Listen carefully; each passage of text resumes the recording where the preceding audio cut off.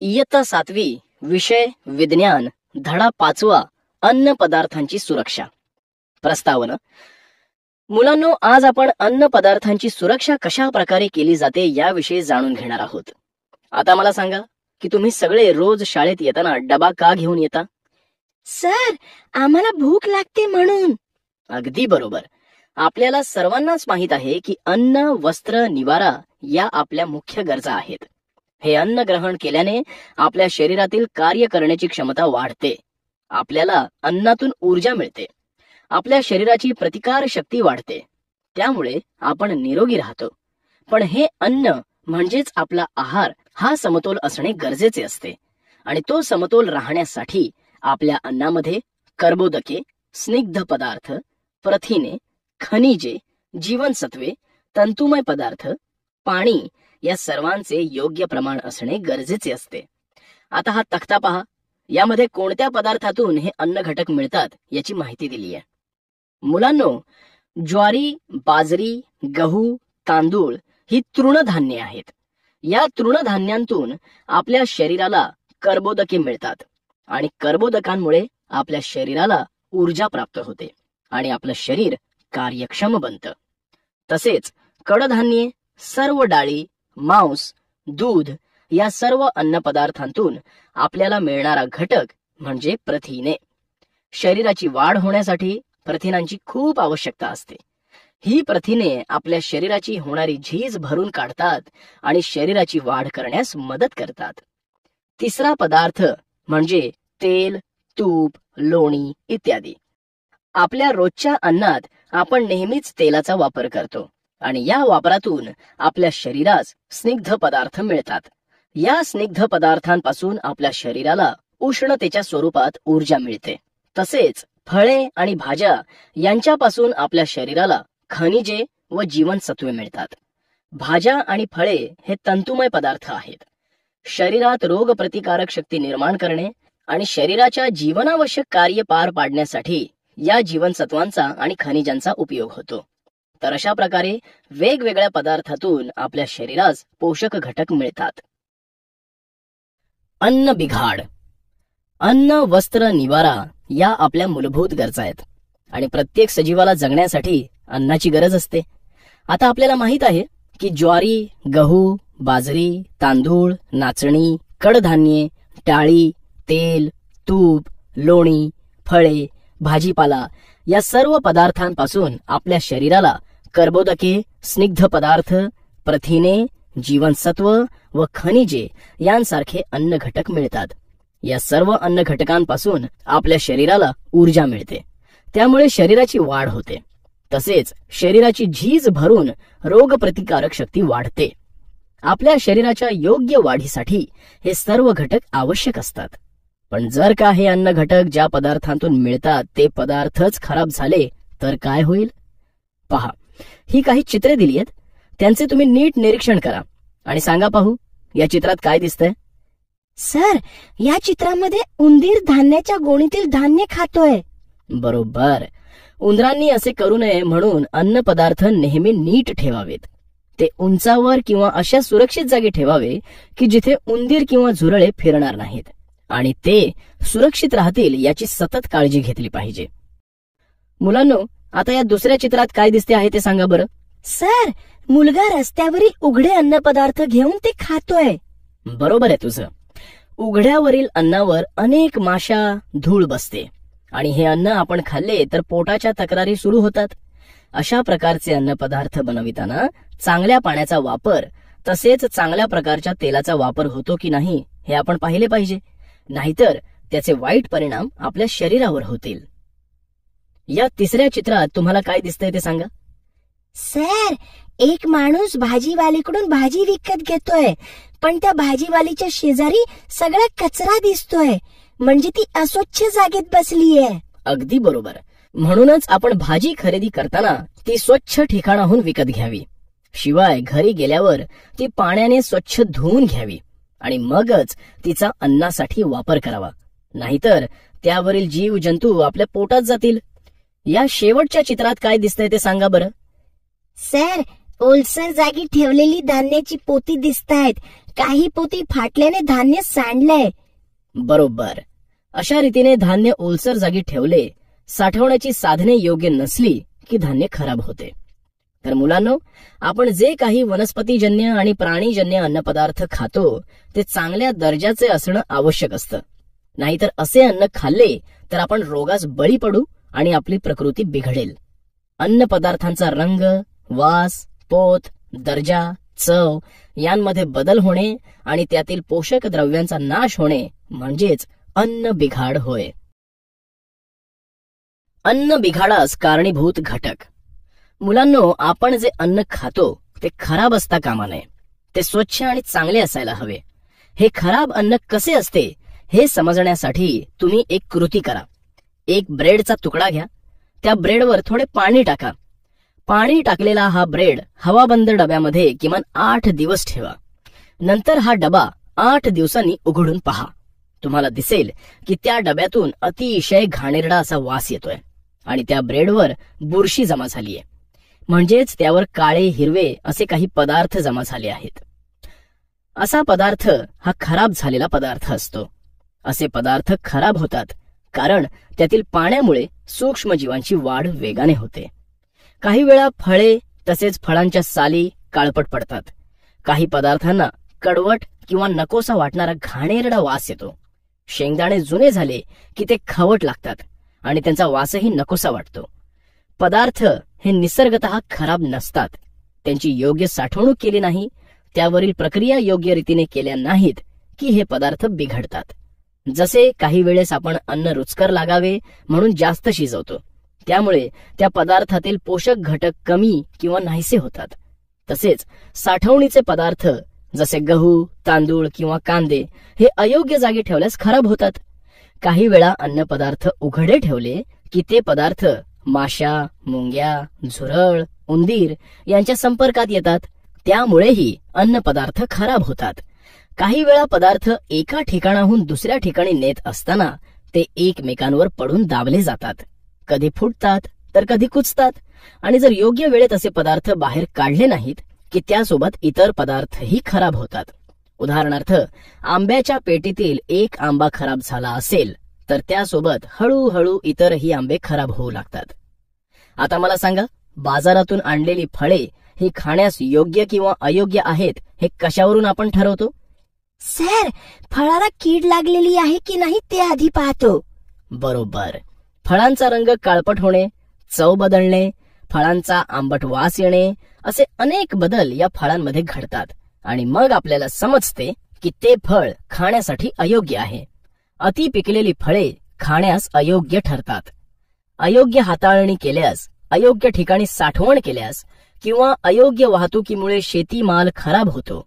दूध, मांस किंवा आम्ल पदार्थ, बऱ्याच वेळा अन्न पदार्थांचा धातूंशी संपर्क झाल्यास रासायनिक प्रक्रियेमुळेही ते बिघडतात. तर काही वेळा हवा, पाणी, जमीन यांमधील सूक्ष्म जीवांचा अन्नामध्ये प्रवेश होऊनही अन्न खराब होते आणि असे अन्न खाल्ल्यामुळे आपली प्रकृती बिघडू शकते. बाजारात मिळणाऱ्या प्रत्येक पॅकेट बंद वस्तूवर एक ठराविक तारीख दिलेली असते. या तारखेच्या आधी तो पदार्थ खाल्ल्यास शरीरास हानी होत नाही, पण जर त्या तारखेनंतर पदार्थ खाल्ल्यास आपल्याला विषबाधा होऊ शकते. अशा प्रकारे वेगवेगळ्या कारणाने अन्न पदार्थ बिघडतात आणि ते बिघडू नयेत म्हणून आपण काळजी घेतली पाहिजे.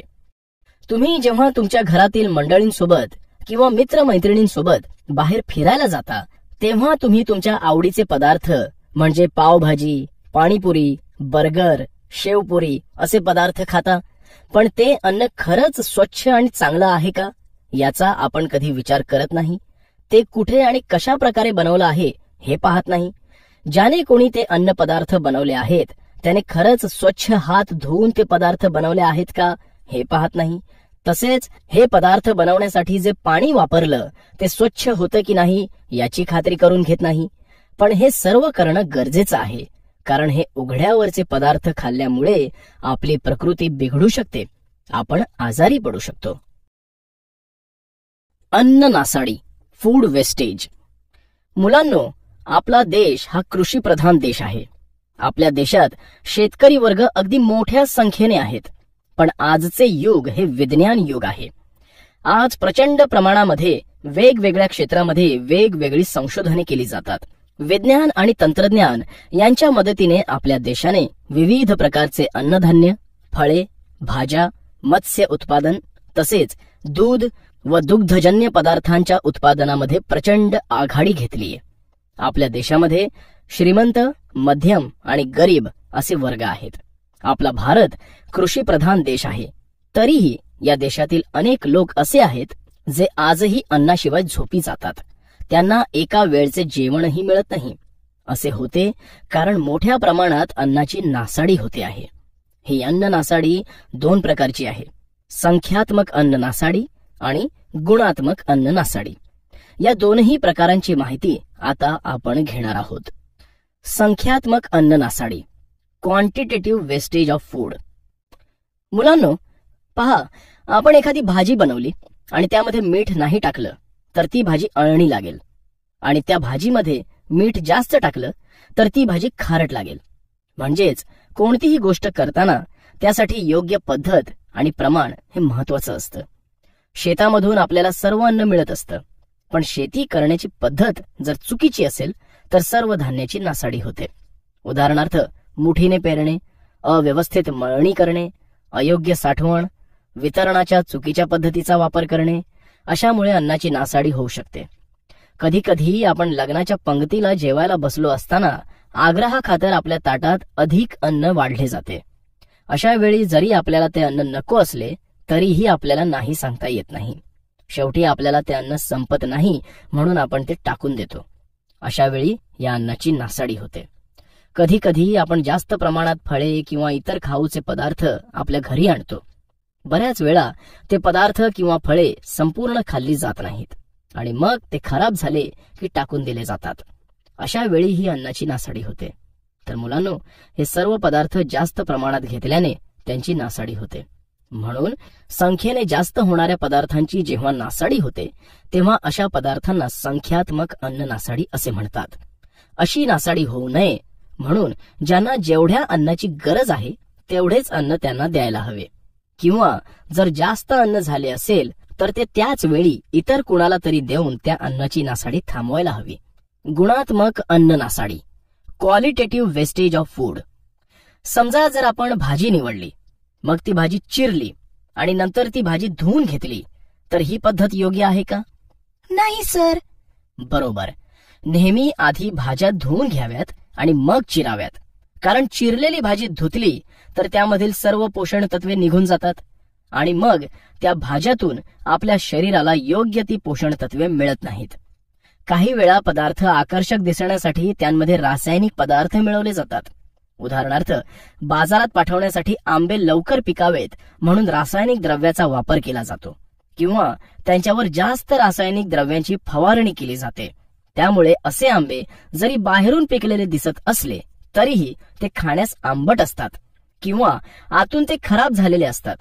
तर मुलांनो, अन्न जास्त शिजवणे, भाज्या चिरून नंतर धुणे, अन्न तयार होऊन अन्न ग्राहकांपर्यंत पोहोचण्यास लागणारा वेळेचा अंदाज चुकणे, आंबे, द्राक्षे यांची अयोग्य हाताळणी करणे, या सर्व गोष्टी अन्नाच्या गुणात्मक नासाडीला कारणीभूत ठरतात. अन्नाची नासाडी होऊ नये म्हणून घ्यायची काळजी. मुलांनो, आपण अन्नाची संख्यात्मक आणि गुणात्मक नासाडी कशी होते ते पाहिले.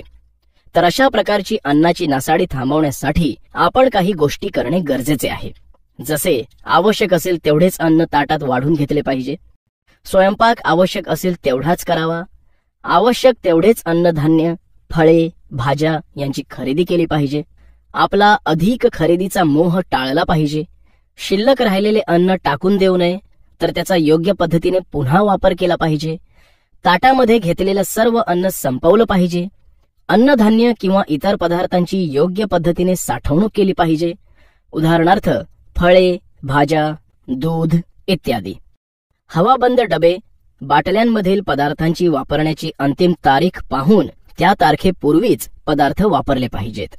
लग्न समारंभातील अक्षता म्हणून वापरल्या जाणाऱ्या तांदळाचा वापर टाळावा. त्याऐवजी फुले वापरावीत. अशा प्रकारे आपण अन्नाची नासाडी होऊ नये म्हणून काळजी घेऊ शकतो. मुलांनो, तुम्हाला हे माहीत असले पाहिजे की 16 ऑक्टोबर हा जागतिक अन्न सुरक्षा दिवस म्हणून सर्वत्र पाळला जातो. अन्न सुरक्षा करणे आणि अन्न नासाडी टाळणे यासाठी जनजागृती करणे हा या दिवसाचा उद्देश असतो. अन्न साठवण व सुरक्षा, फूड स्टोरेज अँड प्रिझर्वेशन. अन्न खराब होते म्हणजे नेमके काय होते? तर अन्नावर रोगजंतूची वाढ होते. असे अन्न खाणे आरोग्यास हानिकारक असते. तुम्हाला माहित आहे की घरी आपण दूध आणले की लगेच ते दूध तापवतो, कारण दूध तापवले की त्यातील जंतूंचा नाश होतो आणि दूध खराब होत नाही. तसेच धान्य आणले की ते लगेच उन्हात वाळवून ठेवतो, कारण त्या धान्याला कीड लागू नये म्हणून.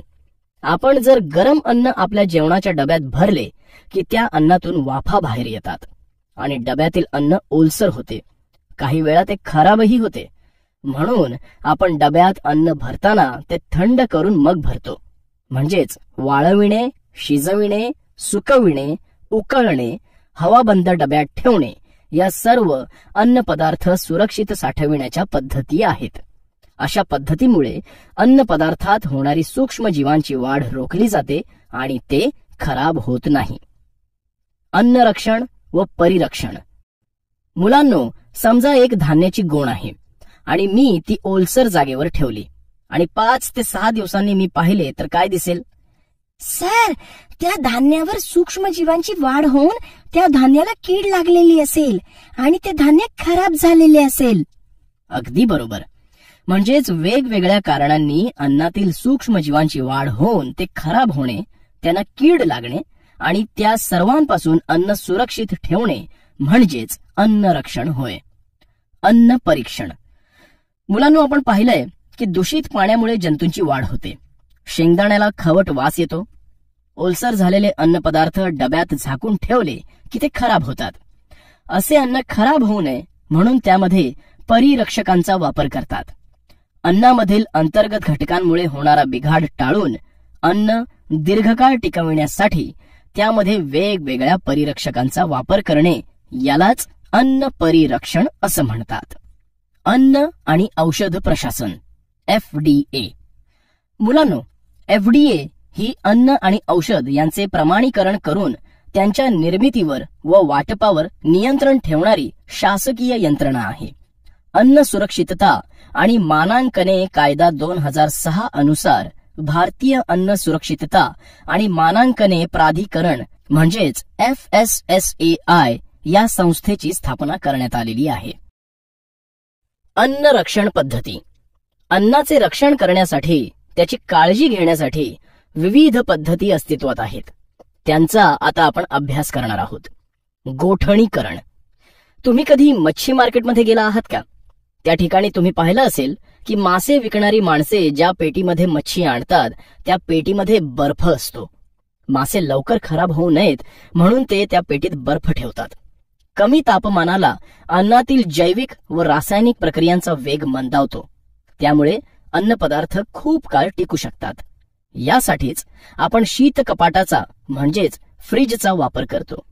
उन्हाळ्यामध्ये आपण बनविलेल्या भाज्या लवकर खराब होतात, पण हिवाळ्यामध्ये बनविलेल्या भाज्या लवकर खराब होत नाहीत, कारण त्यावेळेस वातावरण थोडे थंड असते. वायूंचा वापर.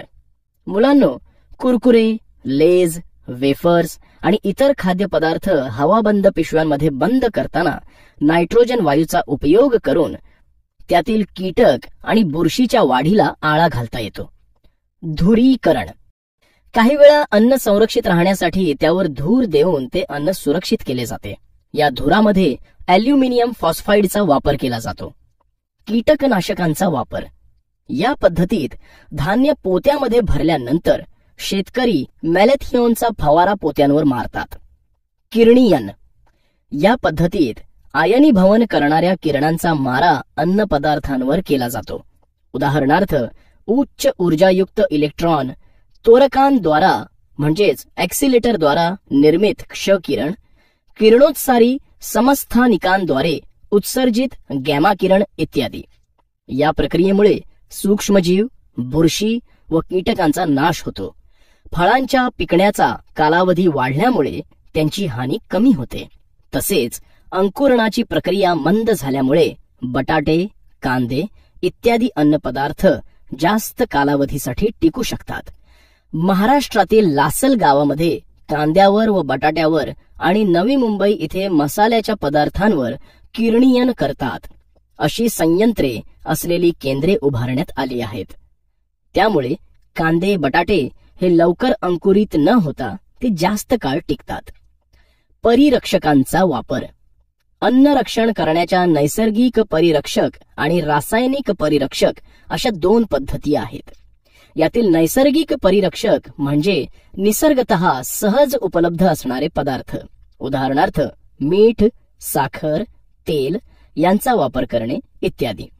हे पदार्थ वापरून लोणची, मुरांबे, पेठा इत्यादी पदार्थ तयार करता येतात. रासायनिक परिरक्षकामध्ये प्रामुख्याने ॲसेटिक आम्ल म्हणजेच व्हिनेगर, सायट्रिक आम्ल, सोडियम बेन्झॉएट तसेच काही नायट्रेट व नायट्राइट क्षारांचा वापर करून सॉस, जेली, जाम, शिजवण्यास तयार भाज्या व अन्नाची तयार पाकिटे इत्यादी खूप कालावधीसाठी टिकवून ठेवता येतात.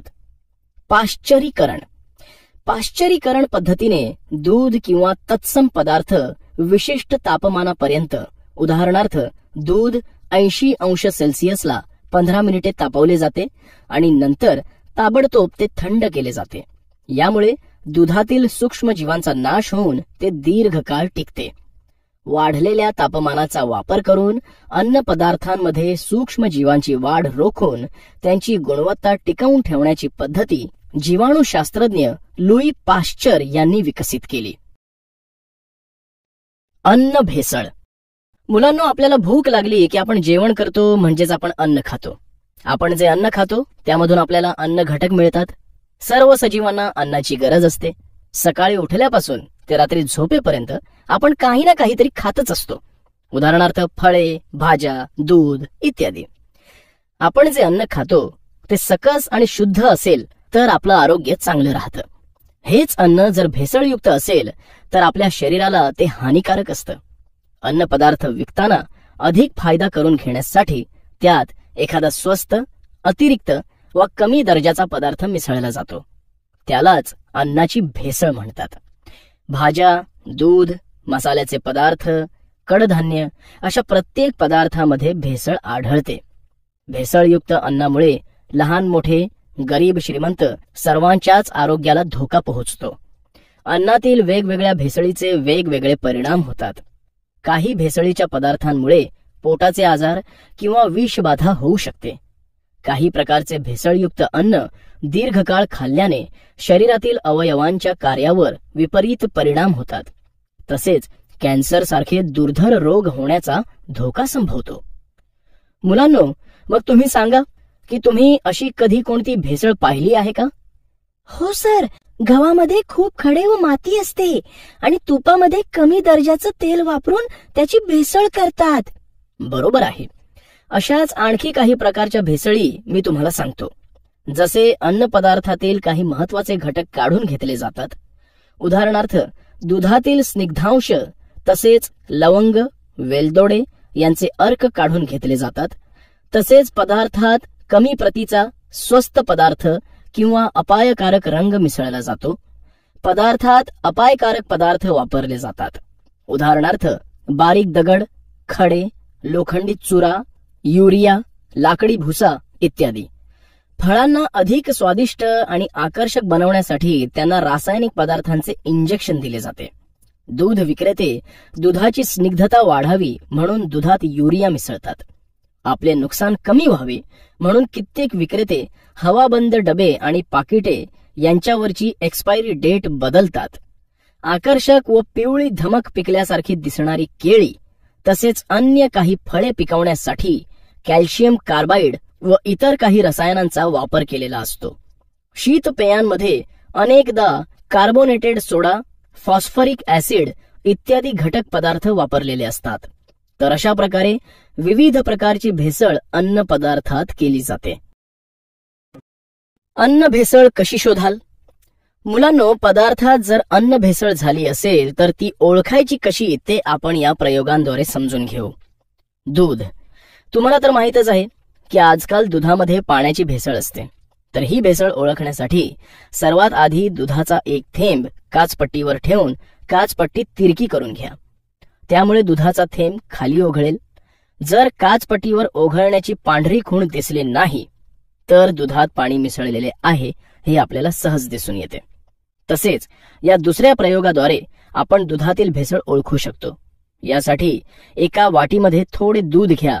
या दुधाच्या वाटीमध्ये थोडे टिंक्चर आयोडीन टाका. आजकाल मेडिकलमध्ये हे आयोडीन सहज उपलब्ध होते. आता हे मिश्रण हलवून घ्या. मुलांनो, नीट पहा.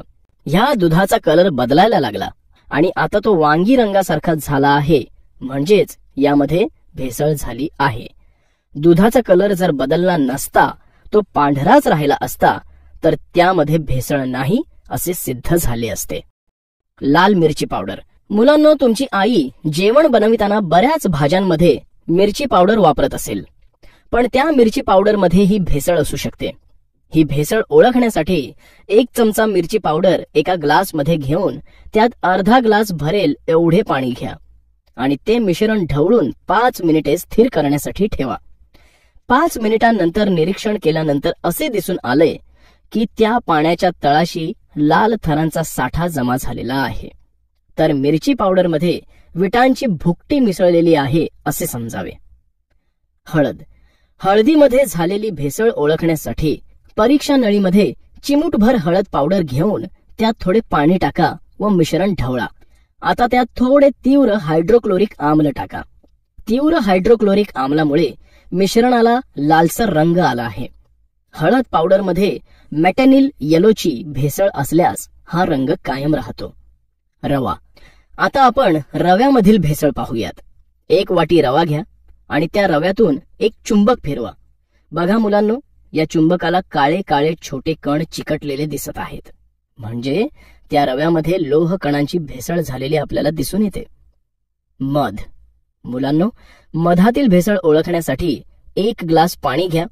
त्या ग्लासामध्ये 1 थेंब मधाचा टाका आणि आता त्याचे निरीक्षण करा. पहा, हा मधाचा थेंब पाण्यामध्ये विरघळला आहे. म्हणजे या मधामध्ये भेसळ आहे. जर मधाचा थेंब हा तळाशी गेला असता तर त्यात भेसळ झालेली नाही असे दिसून आले असते. असे भेसळयुक्त अन्न दीर्घ काळापर्यंत खाल्ल्याने आपल्या शरीरातील अवयवांच्या कार्यावर विपरीत परिणाम होतात. महत्वाची माहिती. तुम्हाला हे माहीत असायला हवे की 1954 मध्ये अन्न भेसळ प्रतिबंधक कायदा संमत करण्यात आला. यामध्ये वेळोवेळी सुधारणा करून 1976 मध्ये या कायद्यातील तरतुदीनुसार अपायकारक भेसळ करणाऱ्यास जन्मठेपेची तरतूद करण्यात आली आहे. अन्नाची साठवण योग्य ठिकाणी व योग्य प्रकारे व्हावी. अन्न पदार्थांमधील वेष्टन अन्नाला व औषधाला घातक नसावे. त्यावर निर्मितीचा दिनांक, कालावधी व साठवण्यासंबंधी सूचना स्पष्टपणे लिहिलेल्या असाव्यात अशा अनेक तरतुदी केल्या आहेत. तर मुलांनो, अन्न भेसळीमुळे आपल्या शरीरात अनेक रोग होण्याची शक्यता असते. त्यासाठी आपल्याला अन्न भेसळ होणार नाही यासाठी नेहमी सतर्क राहणे गरजेचे आहे.